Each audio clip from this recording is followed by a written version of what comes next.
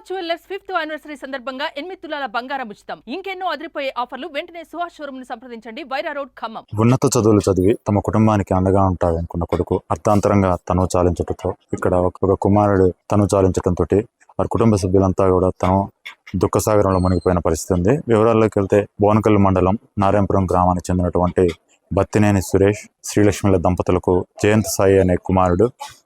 అతను ఉన్నత చదువుల కోసం తమిళనాడు పంపించారు.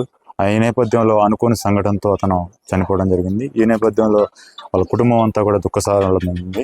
అయితే అసలు విషయం ఏం జరిగింది ఏంటనే విషయాలు వాళ్ళ కుటుంబ సభ్యులు ఉన్నారు, తెలుసుకునే ప్రయత్నం చేద్దాం. సార్ నమస్తే అండి. సార్ ఎట్లా జరిగింది సార్? మీరు ఏమవుతారు బాబుకి? ఇప్పుడు ఈ జయంత్ సాయికి నేను పెదనాన్న అవుతాను. ఏం జరిగిందంటే జై యూనివర్సిటీ అని చెప్పేసి మనకి కన్యాకుమారిలో ఆ యూనివర్సిటీలో ఈయన జాయిన్ చేయడం జరిగింది. కరెక్ట్ ఇప్పటికి ఇంజనీరింగ్ ఫస్ట్ ఇయర్లో జాయిన్ చేసాము. ఇప్పటికి నెలన్నర అవుతుంది అతను జాయిన్ అయ్యి. అయితే మొన్న ఒక కాలేజీ నుంచి ఒక 30 మంది పిల్లలు సముద్ర స్నానానికి వెళ్ళారు.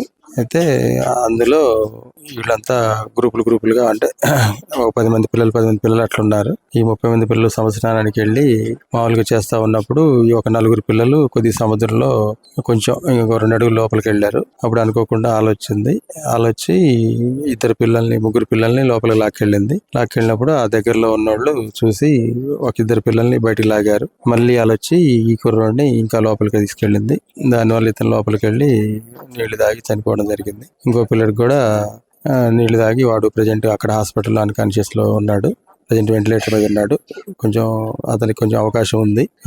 అయితే ఇక్కడ ఏంటంటే ఈ పిల్లలకి తెలిసి తెలియక ఈ సముద్ర స్నానానికి వెళ్ళటం, అక్కడ తెలిసి తెలియక లోపలికి వెళ్ళటం, ఇవన్నీ చేయటం వల్ల ఇగో చూడరాదండి. ఇప్పుడు 20 సంవత్సరాలు అలా ముద్దుగా పెంచుకున్న పిల్లలు చేతికి వచ్చే టయానికి ఇట్లా జరిగి అటు వాళ్ళు భూమి మీద లేకుండా అవుతున్నారు. ఇటు తల్లిదండ్రులకి కంఠశోష, కడుపు కోత మిగులుస్తున్నారు. ఇప్పుడు ఆ కుటుంబానికి ఈ రేపటి రోజున పెద్దగా ఉంటాడు అనుకున్న పిల్లోడే ఇట్లా అయ్యి చివరికి కుటుంబం మొత్తాన్ని కూడా శోకంలో ఉంచడం అనేది బాధాకరమైన విషయం. కానీ అతనికి కూడా తెలియదు, చిన్న పిల్లోడు కదా, ఇక పిల్లలందరూ వెళ్తున్నారని చెప్పేసి అతను వెళ్ళాడు.